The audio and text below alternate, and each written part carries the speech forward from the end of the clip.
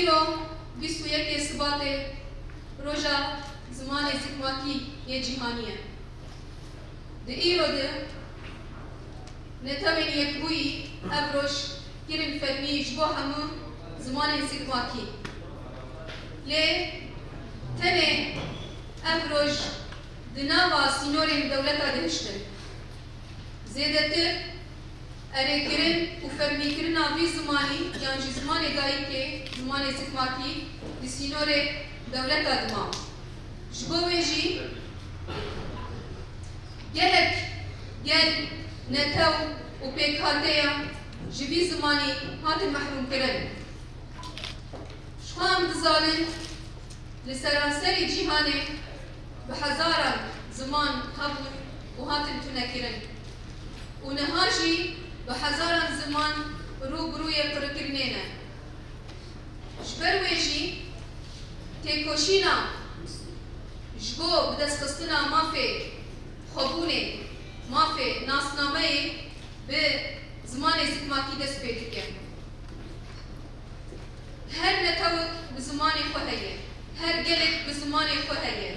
Mirov ne bi reng yan bi rengê çavê xwe ya bi rengê porê xwe yan bi rengê çermê xwe tê naskirin.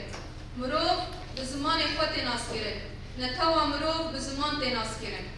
Ji bo wê jî têkoşîna me ya ziman bi salayek û li Bakur Rojhilatê Sûriyê berdewam dike. Em û gelek netewên din bi hev re vê xebatê didin meşandin. Gelên ku li Bakur Rojhilatê Sûriyê bi sed salayê ku ji zimanê xwe hatin mehrûmkirin. Wek gelê Kurd, gelê Suryanî, gelê Ermen û her wekî din.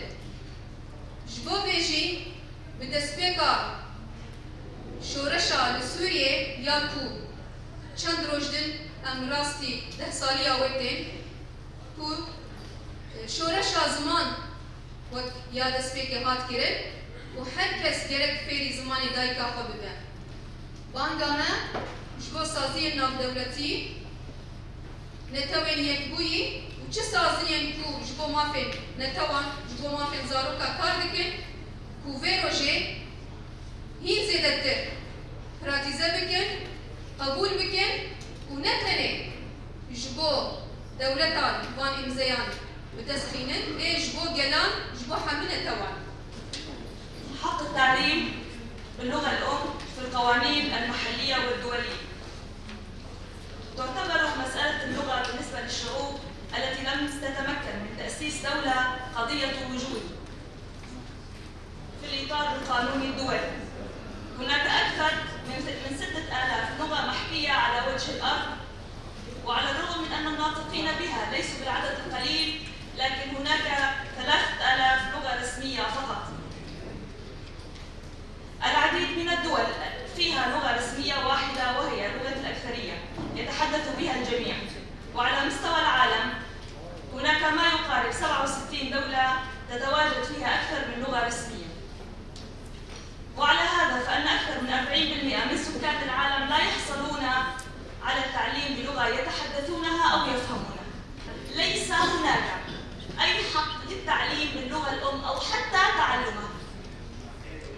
بدون شك ليس التعلم باللغة الأم مشكلة متعلقة بالتعليم فقط، إنما المسألة متعلقة بالأطفال الذين لا يتعلمون بلغتهم، فهم يعانون العديد من التعقيدات في حياتهم، خاصة تلك المتعلقة بالهوية الثقافية. أخذ كاري بوحي ترى عثمان خوي دايك ببینن چقدر افراندن چقدر بشکردن لجم باخذ كاران جم بازار وكان در بكبي يجبروا هم تجبري قبل أربع فيران ما في وايد أو بس چقدر بش در قطع بشكردن يجيب لجم باكسان در بكبي.